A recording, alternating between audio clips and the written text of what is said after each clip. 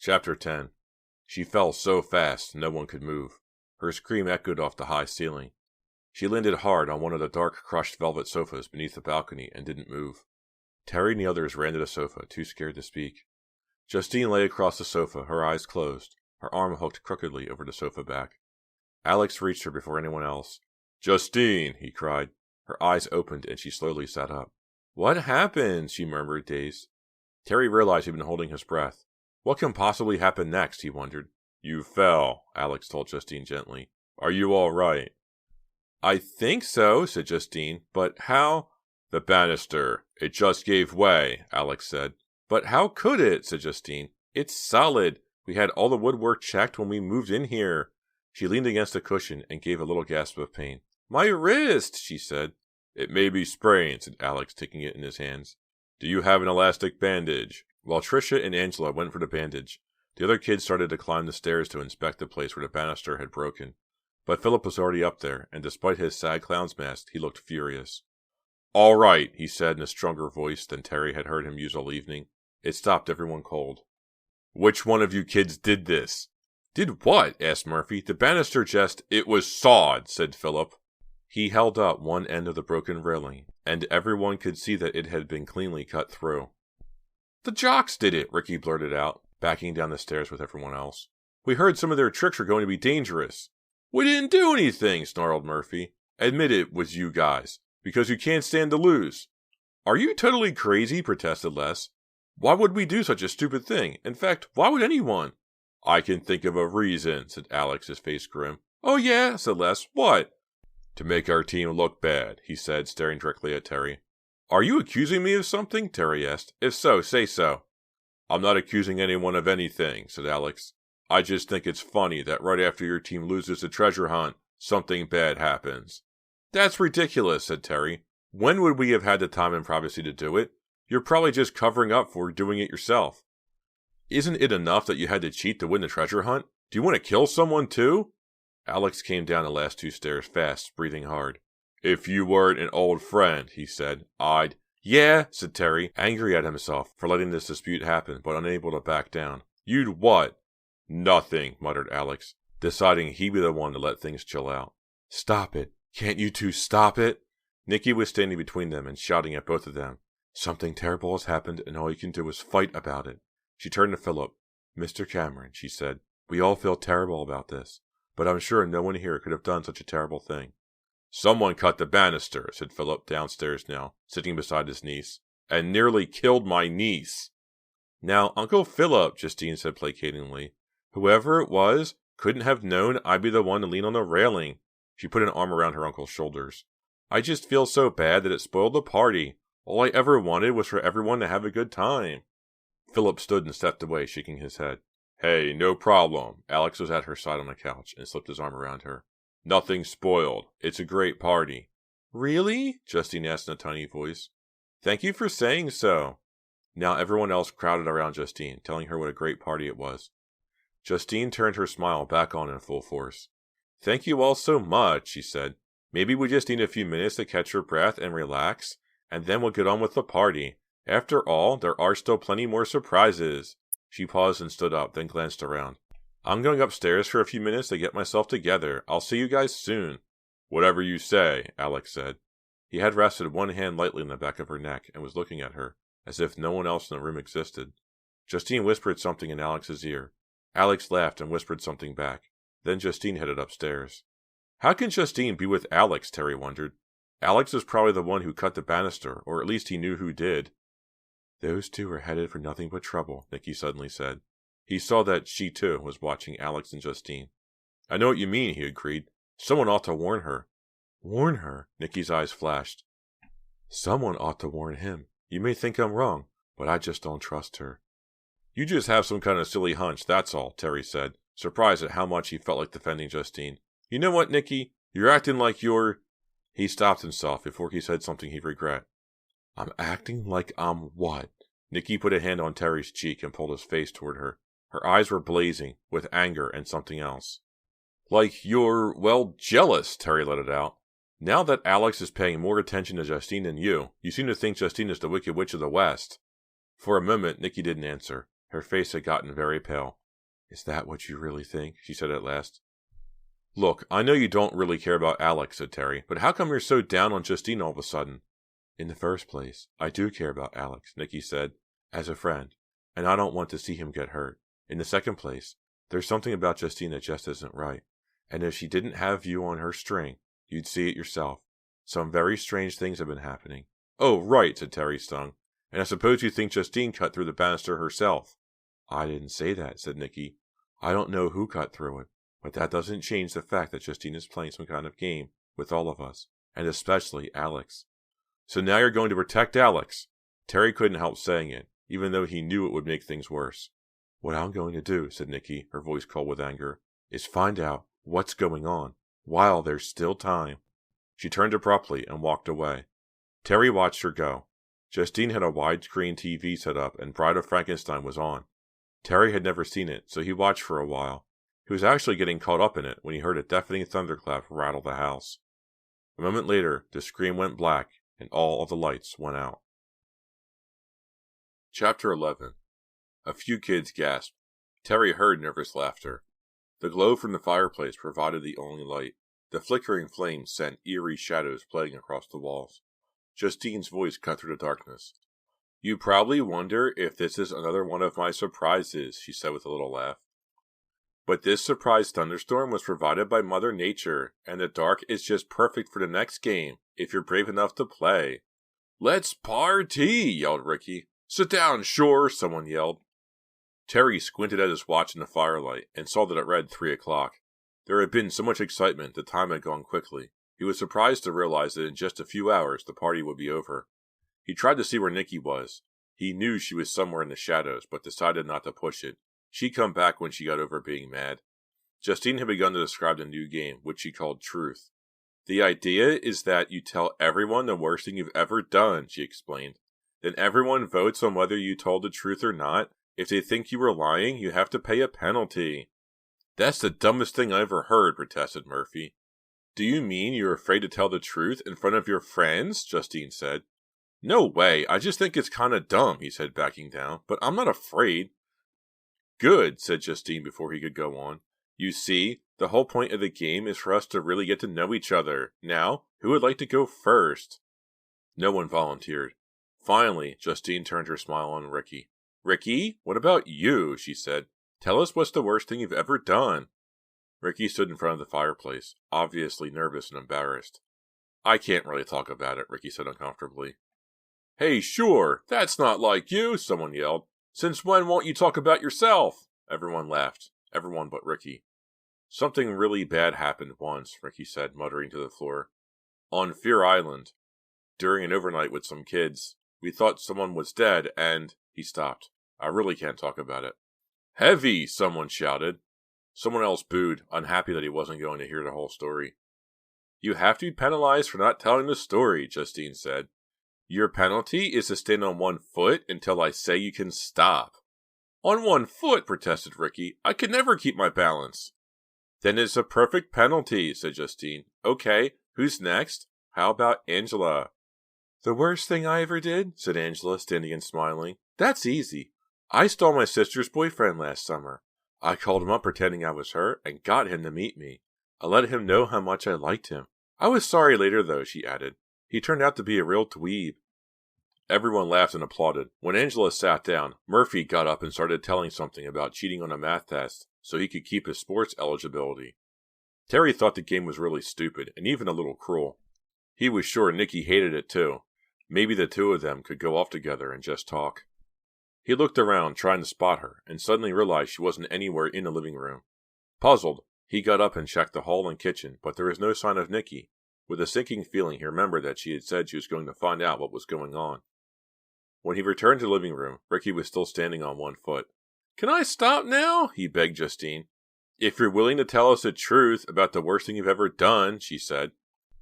"But I told the truth. It's just other kids were involved. It wouldn't be right for me to tell the story. And believe me, it's a real downer. It would bring everyone down." He looked very uncomfortable, and Terry felt sorry for him. "Oh, all right, sit down," said Justine. Her fingers were intertwined with Alex's, and she leaned her head against his chest for a moment. "Who's next?" she said. "How about you?" said Ricky. Oh no, Justine replied with her mischievous smile. I'm the hostess, so I get to go last. How about Terry, she said, spotting him. Not right now, said Terry. I'm looking for Nikki. Has anyone seen her? Not lately, said Tricia, but it's so dark in here. Maybe she's hiding, said Murphy. Come to think of it, said Alex. I haven't seen Les for a while either. Maybe she decided to switch whims. Or maybe you know where she is, said Terry. Give me a break, said Alex. If you can't keep track of your own girlfriend, it's not my fault. Terry had an angry reply ready, but before he could say anything, Justine stood up. Will you two stop arguing? She said. You're spoiling the game. Alex continued to glare at Terry. Terry glared back, then shrugged. I'm going to find Nikki, he announced, to no one in particular. He took a flashlight from the mantel and began to climb the stairs. It was still raining hard, but he could hear Alex and Murphy laughing in the living room. Looks like Terry's going on his own treasure hunt, said Murphy. Maybe he just can't face the truth, added Alex. One by one, Terry examined the rooms on the second floor. By the time he got into the last one, Justine's bedroom, he was beginning to feel a little nervous. Had he somehow missed Nikki? Could she have somehow decided to go home? He stood in the hall a moment, shining the flashlight its full length. At the far end, rain splattered against the window, causing the glass to rattle and shake. Outside, flashes of lightning illuminated the whipping trees. For a moment, he thought he heard the roar of motorcycles, and froze, but then realized it was just thunder. Nikki wouldn't have gone home in such a storm, he realized. So she had to be somewhere in the house. His eyes fell on the stairs to the attic, and reluctantly, remembering what had happened the last time he went up there, he climbed the narrow staircase. He shone the flashlight around the dusty room, illuminating piles of boxes. The lightning made their shadows seem to dance and jump, and the wind caused the whole room to creak as if it were alive. In spite of himself, Terry felt cold dread move through his body. Stop it, Terry, he told himself. You're letting your imagination play tricks because of what you found up here last time. This house is not haunted, and there's nothing to be afraid of. Maybe Nikki is even back downstairs by now, he thought. He turned to leave, but then his eye fell on the closed closet door where he'd found the silver prince. No. There's no reason for Nikki to be in there, he thought. The feeling of dread became stronger. This is ridiculous, he told himself. It's just a closet. He reached out and slowly pulled the door open, and froze in shock. There, crumpled in a half-sitting position, was a body.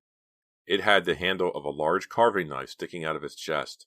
But this was no dummy, as the silver prince had been. In the flashlight's beam, there was no mistaking the staring, lifeless blue eyes behind the thick, black-rimmed glasses. It was Les Whittle.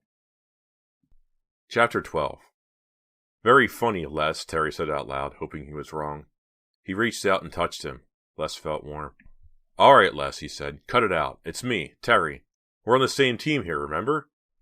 Les didn't answer. He lay there, staring, not blinking, his eyes like marbles. A pulse, Terry said. Where is your pulse, Les? He felt Les's wrist, then at the base of his throat. There was no movement. He put his fingers in front of Les's mouth, but there was no breath. Now Terry stared hard at Les's chest, trying not to think about the knife handle that protruded from it. No movement, none at all. No, Terry said to himself. No. This can't be real. It's another joke, another surprise. It's got to be. Don't be dead, Les, he said. Please don't be dead. But Les didn't answer. His unblinking eyes continued to stare out of his pale, pale face, like the eyes of a department store mannequin.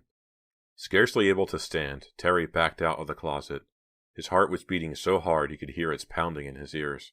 Shaking, he made his way back downstairs. His legs felt weak and rubbery, as if he were trying to walk underwater, or in a dream. Please let it be a dream, he thought. He had nearly reached the living room when a light shone on his face. It was David, just coming out of the bathroom. Hey, Terry, David said with surprise. What happened to you? You look like you've seen a... Les is dead, Terry said dully. What? It's true. I just found him, in the closet, upstairs. Hey, you're serious, aren't you? Said David. Terry couldn't think of an answer, but then David's eyes narrowed in suspicion. Hey, wait a minute, he said. You're trying to get back at me for the Silver Prince trick, aren't you? Les is dead, Terry repeated. He has a knife in his chest. And you're going to show it to me, right? Said David, and then Les will jump up and yell, Gotcha. He's never going to yell anything again, Terry said. He could feel himself starting to come out of the shock. I don't care if you believe me. I've got to phone for help. Wait a minute, said David. Let's go back upstairs. Maybe what you saw was another trick. No, said Terry. You sure? Said David. Remember how Alex looked? You were sure that was real, too. I don't think it's a trick, said Terry. but he felt a little flicker of hope for the first time. He went back up the stairs with David. As they started the last flight to the attic, Terry forced himself to be calm. I don't want to see Les's body again, he thought. But maybe David's right. Maybe I saw something and just thought it was Les. His hand was still shaking as he reached out to open the closet door. The closet was empty. I knew it, said David. This was just a trick to get me up here, right? What's next? A pie in the face?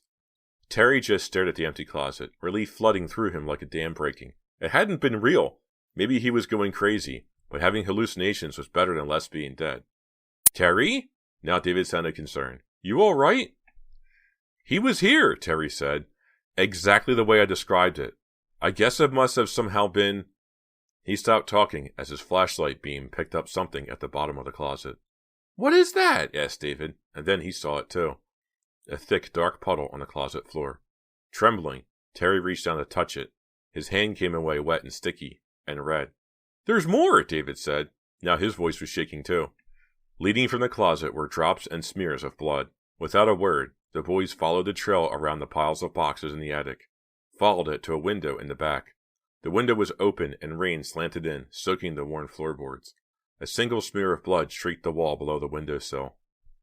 Terry didn't believe his heart could pound so loud and so fast. What had happened to Les's body? Had it gotten up from a closet and escaped through the window? Had Les somehow joined the undead in the Fear Street woods? I'm going to look outside, David said. He sounded even more frightened than Terry felt. Slowly, David pushed the window the rest of the way open and stuck his head out into the rain. Terry crowded next to him. They spotted it at the same time. There, directly below them, on the peaked roof of a second-story dormer, lay Les's crumpled body, the knife glinting in the lightning. Chapter 13. We've got to get to him, David said. Terry couldn't think why, but he was glad to have something to do. One of us will have to go down there, said David. He found a piece of rope on the floor and began unwinding it. I'll go, said Terry without thinking. He climbed onto the slippery windowsill, then dropped onto the shingles of the dormer below. The wind stung his face, and the rain was blowing so hard he could scarcely see. He slipped and nearly fell, but caught the edge of the roof and steadied himself. Hold on, Les, he said. I'm coming.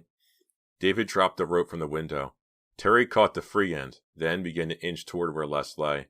The knife still stuck out from his chest, like some sort of strange growth, and for the first time Terry realized not only that Les was dead, but that someone had killed him, murdered him. Someone at the party was a murderer. Terry forced himself to put that thought out of his mind and concentrated on crossing the sloping shingles. One at a time, he told himself. Les's glasses had fallen off, and his skin was no longer warm, but his eyes were still open, and Terry tried not to look at them as he tied the rope around Les, above where the knife was sticking out. Then he pulled and dragged the body till it was just under the window and lifted, while David pulled on the other end of the rope. Somehow they got the body up over the windowsill and into the room. Then Terry boosted himself up through the window. For a moment, both boys just stared at their dead friend, both breathing hard. Finally, David shut the window. We've got to cover him up with something, he said. Terry nodded. They searched in the dusty attic till they found an old blanket. They straightened Les's body, then covered him. Now that they had finished, Terry realized they had to face the next big hurdle. What to do next? We'd better call the police, he said. David nodded. Shouldn't we tell everyone what happened? Terry thought a moment. Not till we talk to the police, he said. After all, someone here is a murderer. We don't want him to get away. Let's talk to Philip at least, said David. It might be better if he makes the call. They went back to the living room as if nothing had happened. It seemed to Terry that hours had passed, but a glance at his watch told him it had only been a few minutes. The other guests were still playing truth. Alex was standing on his head in the corner of the room, and Terry guessed he was paying a penalty, but he didn't really care. All idea of fun and games was gone, for good. Hi, guys, Justine said cheerily. Ready for truth? Not just yet, said Terry. I need to ask her uncle something. Do you know where he is? Isn't he in here? Said Justine. Or the kitchen? I haven't seen him, said Angela. Maybe he's disappeared too, said Murphy, laughing. Like Nicky and Les. Maybe there's a Bermuda Triangle somewhere right in the middle of this house. Nicky! After Terry had found Les's body, he'd forgotten all about her. She was still missing, and there was a murderer in the house. All he could think of was to run back upstairs and start searching for her again.